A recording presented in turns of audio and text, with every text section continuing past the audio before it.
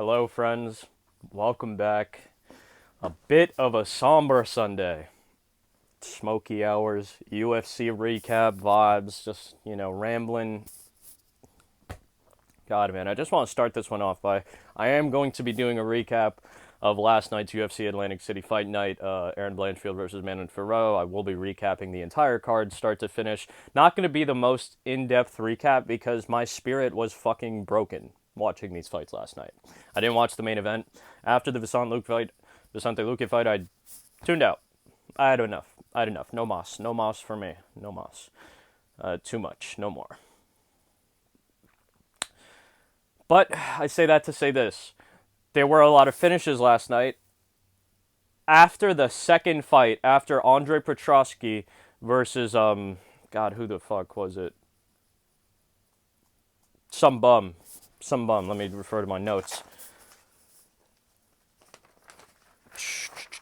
Mr. Bum. I don't even remember who the fuck it was, but... Oh, Jacob Malkoun. That's who it was. No name. No need to remember his name. So Jacob Malkoun versus Andre Petroski, right? I'm going to go back to Colin Lawford in a second.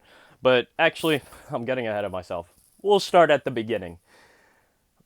I ultimately want to say, and this is the point that I'll be making, one of the themes, I think, for last night's card was corruption, controversy. The entire fucking card was mired in controversy from the second fight on.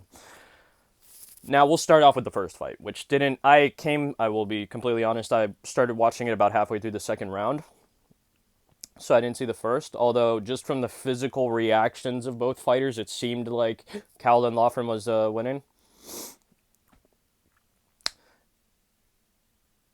Angel Pacheco, though, was trying to fight back in the third round from what I saw. He was trying to throw some hooks at the chin, trying to catch the chin of Colin, and Colin, Irish lad, translucent skin, he's a bleeder. He's a good canvas for some bloody artwork, if you will.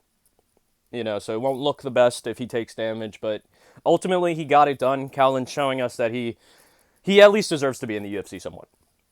I am excited, not maybe excited, but I'm looking forward to seeing his next fights, to seeing how his career goes. Moving on to really what would be the beginning. This is when I would step into the Twilight Zone, and I was talking about this. This is the Twilight Zone. We're on Queer Street. It's some Black Mirror shit. Like, Andre Petroski versus Jacob Malkoun. I picked Andre Petroski to win. I picked Colin to win the first fight. So, Andre Petroski off rip with like the first or second, maybe even third strike that Jacob Malkoun throws. It was a jab. He sends Andre Petroski flying across the octagon. He didn't drop him. He does not drop him, but he sends him flying. Like the jab turned him around. It did damage. Had him a little shaken, rattled. Now, about a minute later in the first round, Andre Petroski got it back in blood. Even worse, he dropped Jacob Malkoun. I count that as a knockdown. He got hit. He was not moving. He didn't slip. He got hit and fell back and touched the earth. He touched the fucking earth. He put his hand on the ground. You got dropped. Now, I think it happened in the second round. Maybe it was in the first round, but in the second... Ultimately, this fight ended on some crazy shit. A ghost came in and fucking finished Andre Petroski. It was a ghost. This is one of the worst things that happens with, I think, the UFC. It makes me fucking... It fills me with, like, a righteous rage, like fury. I want to, like, destroy things. When crazy fluke shit happens in the UFC and it ends fights, and these motherfuckers, these commentators, these announcers, people talk about it like it's business as usual. Like, this shit doesn't happen. People talking about, oh, Andre Petroski knocked himself out on the hip of Jacob Malkoun. My brother, is Michael Bisping not in the UFC Hall of Fame? Has he not knocked multiple people out and been knocked out multiple times? Is Paul Felder not a UFC veteran? I don't know why the fuck these people... I've seen it in the gym. I've seen people knock themselves out on hips in the gym. Like, save it. Don't spare me that fucking bullshit. Who's paying you to say that? I know who's paying you to say that, actually. That was a dumb question. But... my point is, like, I don't like when fluke shit happens, and they're like, oh, that's regular. Like it's business as usual. That's not business as usual. The motherfucker got finished by a ghost. like Patrick Swayze pulled up on him and ripped him to the liver or some shit. When I was watching it happen live, I was like, oh shit, maybe when Jacob Malkoun rips away, when he pulls his leg out and he turns away to try to flee, maybe like the heel or the foot kind of rakes the liver of Andre Petroski and puts him down. That I could really believe and understand. They showed the replay, nothing like that happened. He literally just collapses. I don't give a fuck about... And the delay of it, it was like so delayed that I don't give a fuck about the... Like, he knocked him out on the hips. Like, unless Andre Petroski himself comes out and says that, I don't believe that. I don't believe that. Call it cope, call me crazy, call me a tweaker. I don't give a fuck. I don't give a fuck. It's not even about the pick. It's twofold. I don't like the one thing is the UFC, they act like that's regular shit. Like, good finish. Jacob Malkoun was... You would have thought Jacob Malkoun just picked up a fucking wheel kick knockout based off of his celebration. I mean, God, man. It's tough. It's super tough. Moving on. Spent too much time on that fight as it is. It wasn't the worst fight. But that's the thing. None of these fights were really bad. Some of them were worse than the others. But everything was, like, tainted in some way or form. Like, it was tainted. And it just made for a dog shit night of fights. One of the worst nights of fights I've watched in probably a couple years, to be honest. And I'm going to get to this more at the end. Really, I'm going to save the rest of my thoughts for the end. We're going to continue. Moving on. Melissa Gatto versus Victoria Dudikova. Fight got canceled last minute due to medical reason. I think Dudikova got sick, something like that. We move on. Ibo Aslan versus Anton Turkalj 2. Very good fight. I picked Ibo Aslan to win. It was a tenuous proposition at times for Ibo to be winning. He did make a statement. Like I said, I thought that Ibo really needed that finish because I didn't think that maybe he was guaranteed to lose, but I thought that fight was very close. I thought either dude could be winning. I thought going into the third round, Ibo or Anton could be up 2-0. Like, you know, in retrospect, it might not be that close, but I haven't rewatched the fight. But watching it there, you know, I think Ibo is hitting harder, but Anton Turkalj was landing multiple shots, landing little combinations, blitzing in, and Anton's chin was holding up. He was taking the shots that were coming back, at least until he didn't anymore. In the third round, he did get stopped. It was a good stop. That's how you make a statement when you are debuting in the UFC. You finish the fucking guy, okay? Even if you're getting pieced up at times, you come back and you finish. Good fight, Ibo Aslan. I'm looking forward to Ibo Aslan's career. Moving on to, and that one actually, as far as I remember, didn't have anything too crazy. I think there were a couple nut shots in there, but nothing too crazy in terms of controversy. Moving on to Connor Matthews versus Dennis the Great Bazooka, one of my New York brothers from Staten Island. Now, I've backed Dennis Bazooka multiple times. I've bet money on him multiple times. And I've lost, I think, every single time. So I was like, okay. I had two thoughts about this. And they were conflicting thoughts. On one hand, I can't really back him, even though he's going against a guy making his debut. I feel like I couldn't back him really in good faith anymore. I've seen this dude get pieced up. I know he's very athletic. He's very explosive. He can do damage, but it's just, his game just, I don't think is well-rounded enough, really, to put it bluntly. Especially his defense. He looked phenomenal. Dennis Bazooka puts on the fight to save his career, the best fight of his career, especially in the UFC. Connor Matthews, I think, looked like the better fighter for the first about minute and a half to 2 minutes, and then he just stopped. Like he was just trying to catch up, like maybe mentally get himself back into that mind space, but it didn't work, and he was just watching himself lose and occasionally throwing in little combinations. And then Dennis Bazooka fucking lays him out brutally, which I liked, actually. I was glad, because if you start taking shit the way Connor takes it, you should get finished brutally. In fact, I want to see some Bryce Mitchell seizing, twitching. I want you to dance like Michael Jackson for me. Like, I want to see you bug out. I have to apologize. I went a little crazy, but it gets me tight, man. It just gets me pissed. Like, you know, Dennis Bazooka, hats off to Dennis Bazooka. Oh, the second part of the conflicting thoughts that I had on why I couldn't and why I also wanted to pick Dennis Bazooka. This is more of why I wanted to pick Dennis Bazooka. I thought about all those times. I was like, you know what? It's been about, if I had to guess, 3 or 4 times where I bet and picked Dennis Bazooka to win, and he hasn't. So you know what that means? There's a trend. There's just a trend. All trends have to come to an end, though. And that's what I was thinking. I was like, Dennis, he literally just mathematically, like statistically, he shouldn't let me down here. He just shouldn't. He should not let me down here, but I can't trust that. I should have trusted the math, the quasi pseudo math, the pseudo statistics in my head. I should have trusted that, because he didn't let me down. He did let me down in a sense. He really put me down, like the same way he put down Connor Matthews. Hats off to Dennis Bazooka. He saved his career. He did look a lot better. He looked improved. I will say Dennis Bazooka looked very improved. Connor Matthews did not look like dog shit. He just let it go. It was what it was. More damage was getting piled and poured on him, slowly but surely. Dennis was ramping it up. He was trying to fight back. It is what it is. Dennis does have a chin. His chin has actually improved, if anything. Moving on to Julio Arce versus Herbert Burns. Very calm fight. This kind of brought me back from watching Connor Matthews just fade away into oblivion. Herbert Burns gets dog walked, which pleased me greatly. The collar got put on him. They went around the block twice to make sure Herbert Burns doesn't piss in the house. And then they put him back. He went for his walk. He's good. Herbert Burns gets finished brutally. As it should be. And I loved when he just accepted it. Like, he wasn't even hurt. Like, after the finish, Herbert Burns just lays, like, hands back of his head. He just accepts it. He's just like,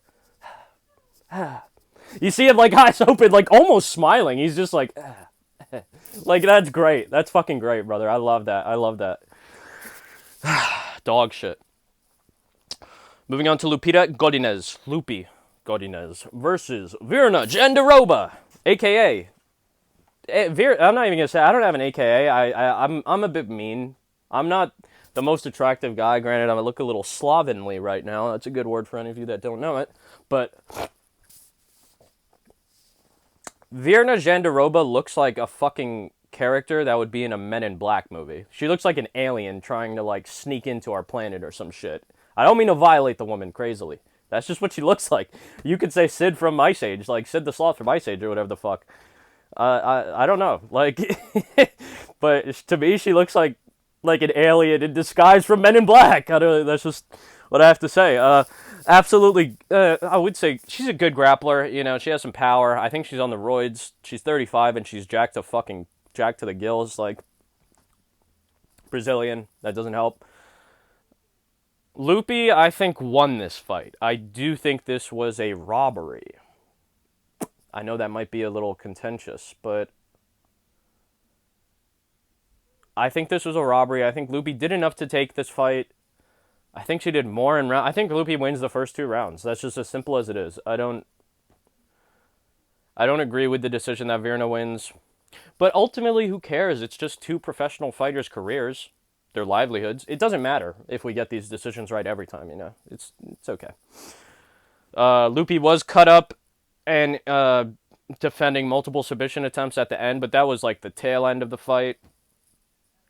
I thought Lupi really was pushing the pace and kind of leading it the entire time. It is what it is. Lupi was going for takedowns herself and also throwing up submission attempts. Granted, they never were as deep as you could say Virna's were, but throwing up some like leg lock attempts on Virna and fucking, even though Virna in that second round when they were in the 50-50 position for most of it, with the legs entangled, that is, Virna might have landed more hammer fists or more strikes on the ground in total, but there was a clear difference in the power, in the damage, between Lupi's fucking strikes coming back and Virna delivering strikes. Lupi would throw one, like, fucking little hook or hammer fist back, and it would send Jandiroba, like, back. She'd have to be like, whoo. Lupi would just take them. She would just literally be, like, taking, like, 4, like, little, like, strikes to the head. She'd just be like, come on, that's her shit, but come on now. I think Lupi got robbed. Virna wins that one by a decision. Unanimous decision, might I add. I'm pretty sure that was a unanimous decision with one judge giving all 3 rounds to Virna. I don't know what fight we watched. Maybe that's me. Maybe it's me. Maybe it's me tweaking, but who knows. Moving on. Oh God, this wasn't pain. It was a fight of the night, honestly, in my opinion. But Jamal Emmers versus Nate Landwehr, Nate the Train.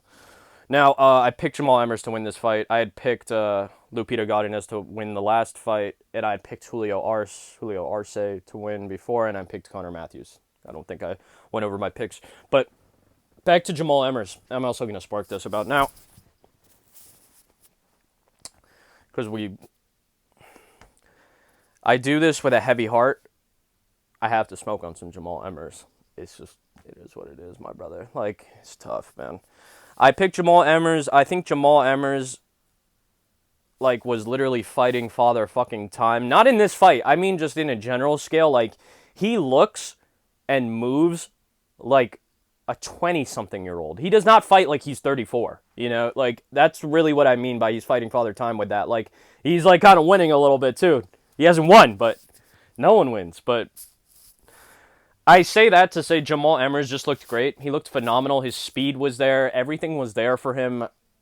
He dropped Nate bad in the first round, rocked him multiple times after that, but Nate kind of recovered, and once he fully recovered, it was like he shrugged off all incoming damage after that and just walked down Jamal.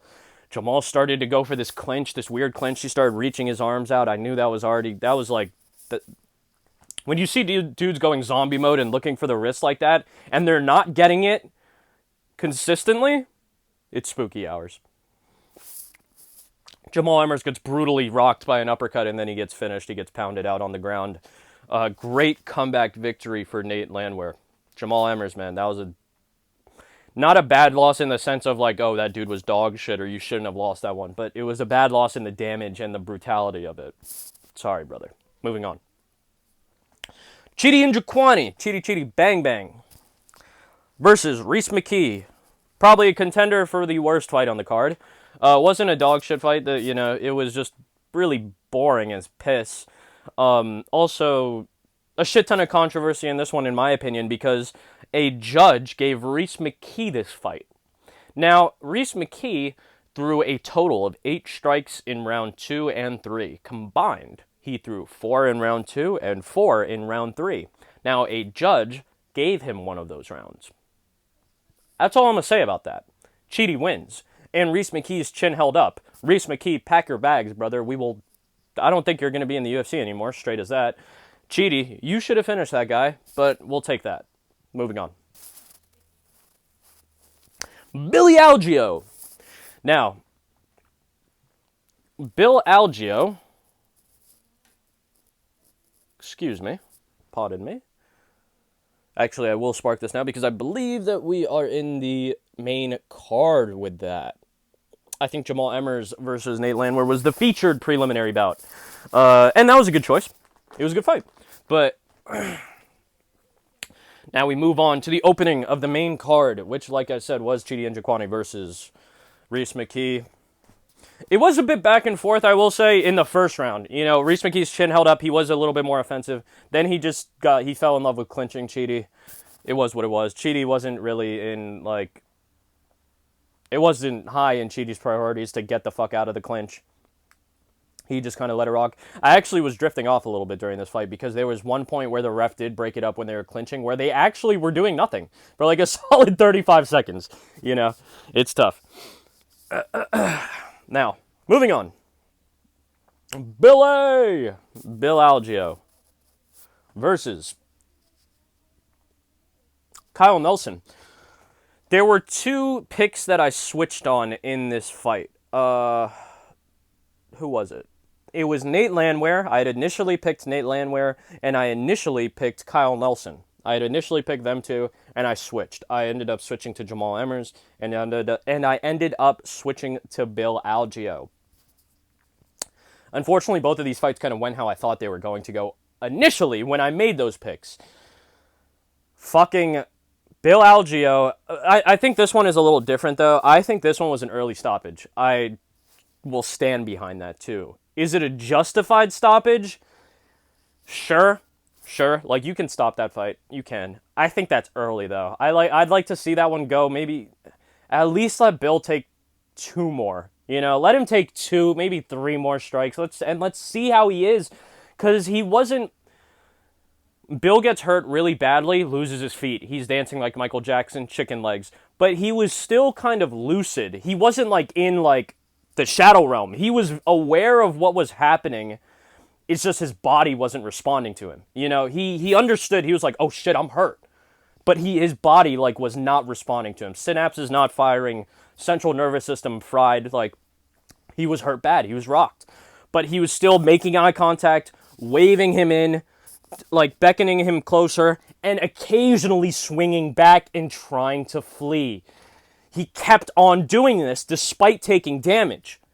That, I believe, constitutes as intelligently defending yourself if you are at least trying to flee and get out of there and take the minimal amount of damage. Whether the minimal amount of damage already be placed at an extreme level, like you're going to take extreme damage at minimum. I still think it was valid. I think that was an early stoppage, and it was that motherfucking leprechaun ref that ruined multiple fights. I think he was cursed, honestly. He's like a Jonah. And what I say by a Jonah is, like, if anybody remembers, or if there's any sailors, like, I'm not a sailor, I've never sailed, but from the movie Master and Commander, Across the World, or whatever the fuck the little extra title is, there's the lore, the myth of a Jonah, right? And the Jonah is basically a cursed person. You know, they're cursed. They didn't do anything wrong, I think, inherently. Like, they're just cursed. They're bad luck. They bring bad luck upon their loved ones and crew. And so they have to be, like, killed. They have to be thrown out. That referee, that leprechaun-looking fucking ref, has to be tossed out of this motherfucker. I don't give a fuck. Bad vibes, questionable stoppages. And just, like, it was, I can't even say inconsistent, but, like, we're going to see later on, because he reffed the fights that had the most controversy in them. I'm just going to leave it at that, too. Bill Algeo gets KO'd brutally by Kyle Nelson at the end. Not brutally, though. He's still awake. He never went out. And it wasn't like Ibo Aslan versus Anton Turkalj. What I said about Ibo Aslan and Anton Turkalj, why I don't think that was I think that was a real justified stoppage. You can see when Ibo closes the distance after he drops Aslan. After Ibo drops Aslan. After Ibo Aslan drops Anton Turkalj, Anton Turkalj does not take his hands out from behind him, out from the back of the mat that he was posted up on. He doesn't react to Ibo incoming.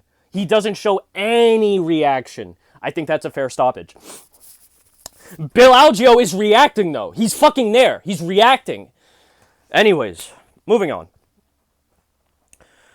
Neuralstin, and honestly, Kyle Nelson, I used to fuck with you, brother. You actually made me not fuck with you. When you say shit like, oh, if anybody has anything to say about this one, Canadian fucking rap bastard, if anyone disagrees, if anyone thinks I didn't do a good job, you can come and meet me in the octagon.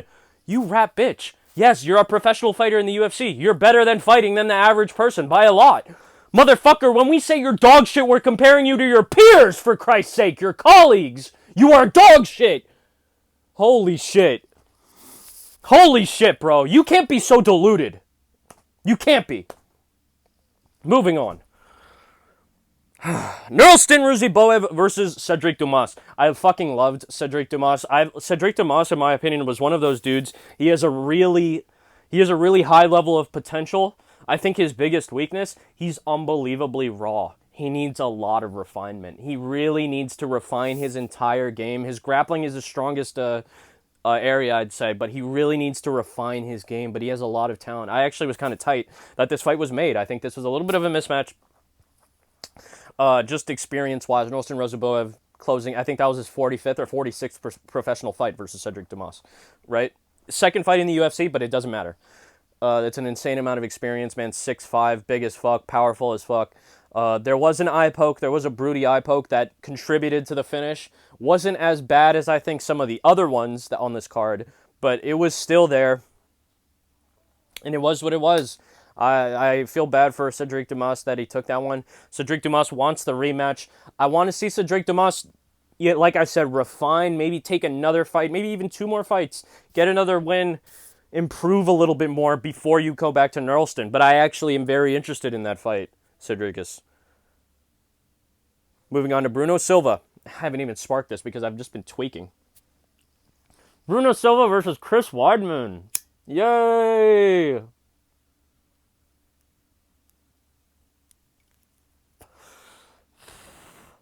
Now, I'm not gonna lie. Again, I picked Nurlston Rizubov, by the way, to win that last one. I picked Bruno Silva to win this one. This, I think, was as close as we can see to a rigged fight, maybe. And rigged not in the fighters, not in terms of the fighters. Like, that wasn't where the rigging took place. Like, no one took a dive or anything like that. The rigging was all backstage. It was all UFC administration, like the inner workings, the inner mechanisms of the UFC. This was from the judges' side. If that fight goes to decision, they were literally, they're looking for every reason to give it to fucking Chris Weidman. Ultimately, what happens, I'm just going to save everyone the time. Multiple eye pokes given. Bruno Silva gets poked in the eye multiple times. He does poke Chris Weidman in the eye maybe once or twice. One of them, there is one point in the second round, I believe, they both simultaneously poke each other in the eye. The only problem is you can see that Silva's was a clear accident. It is a jab, and the knuckle of the fucking thumb goes into his eye. Like, that's pure accident. Chris Weidman is fucking spearing! He's spearing you! Like, it borders from an accident. This is what I was trying to tell my sister. The shit that Chris Weidman doing, you can't say that he was just poking the eyes and it was accidental. It was like it was a technique.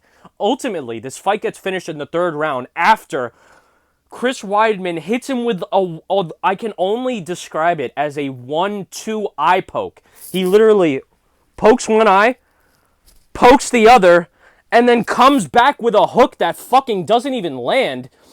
Again, going back to the UFC commentators, then you got these motherfuckers saying, but that hook landed. I think it was Paul Felder. It landed. He said something like that. It landed. Shut the fuck up. Shut the fuck up. Dog shit, man. Dog shit. And you want to know something, too? They rule that as a knockout or a TKO. It's one of the clearest no contests I've ever seen in my life.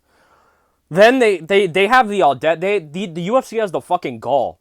After they say this, right? After Chris Weidman gives a speech, they're like, breaking news, the commission has decided to overturn that bout to a unanimous decision victory for Chris Weidman.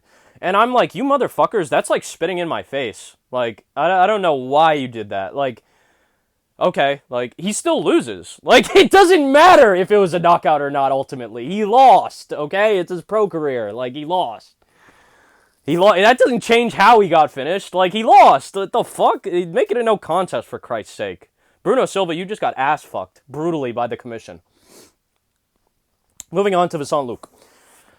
Very sad to see. I think it was a very close fight. Joaquin Buckley looked good. He looked good. MMA Guru was tweaking out, saying Joaquin Buckley looked like dog shit. No, brother. No. Cope harder. Vincent Luque just tweaked out. Just didn't have it, you know. He pulls guard and gets pounded the fuck out by Joaquin Buckley in the second round, I believe. Very tough, very tough. I think Vicente Luque wins the first round, but he gets finished by Joaquin Buckley in the second. I love Joaquin Buckley. This was a very hard fight for me to pick between because I really fuck with these two guys. Joaquin Buckley, new Monza. He's the new Monza, the new Monza reign. Now, this is where I stopped. My spirit was completely broken. I was shattered. I did not want to watch anymore. It's very rare that happens to me. I think it's happened to me less than 3 times where, like, some bullshit has happened and I stop and I don't watch the rest of the fights. After that, I was like, I don't give a fuck. Seeing what's happened tonight, Erin Blanchfield is probably going to get mollywopped. And funnily enough, I wake up this morning, check everything, she got mollywopped. So it's like, what else can I say, man? What the fuck else can I say?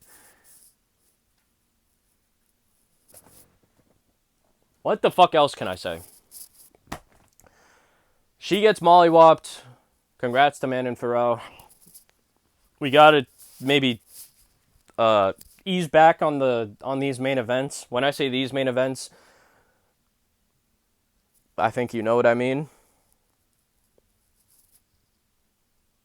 I think you know what I mean.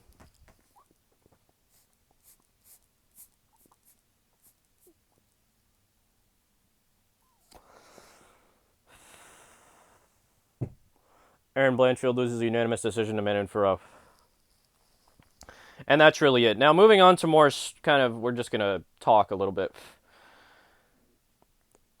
People have been saying for the past couple of cards, I want to say the past 4, maybe even 5 cards, fight nights at least, that they've been dog shit, these fight night, these Apex cards, specifically MMA Guru kind of leading this charge, these Apex cards.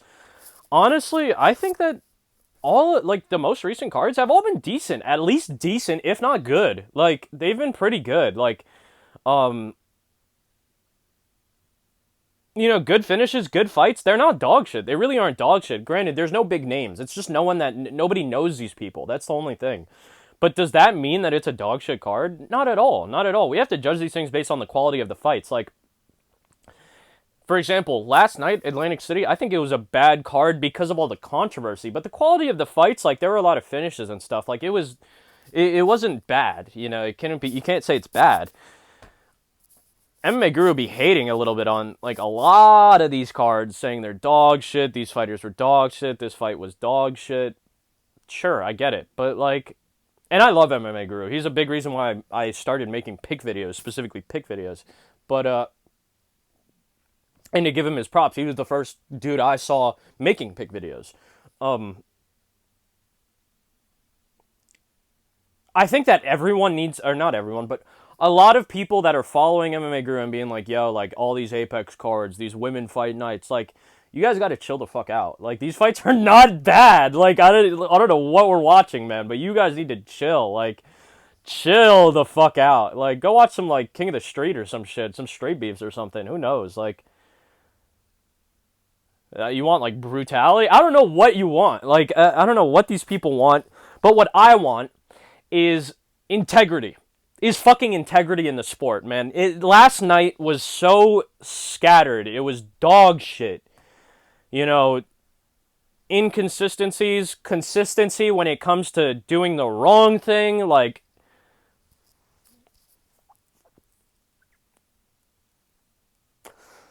the Leprechaun ref, fucking ghosts finishing people, like, is Atlantic City cursed? Maybe. Maybe. There was even something else that I wanted to talk about too, but it's just slipped my mind because all of this has just been so dog shit.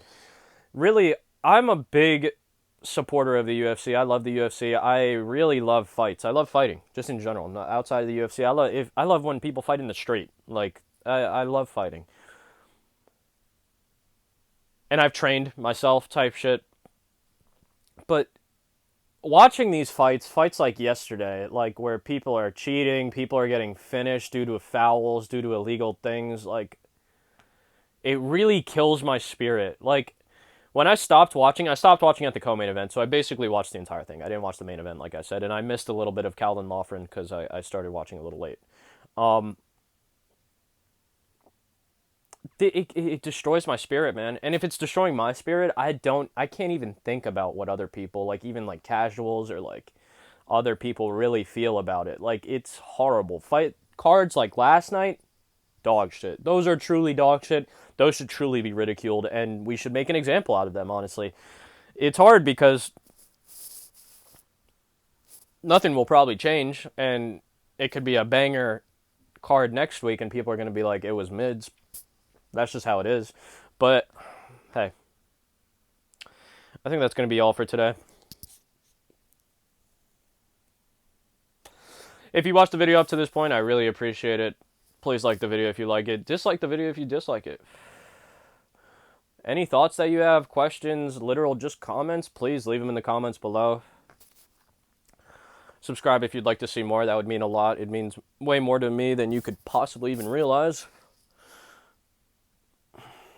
Thanks for listening, honestly. Hope you have a nice Easter Sunday. Happy Easter. I forgot to say that. Happy Easter to you all. Happy Easter to your loved ones. Hold your loved ones close and tight. Much love. Big kiss, my friends. Thank you for watching.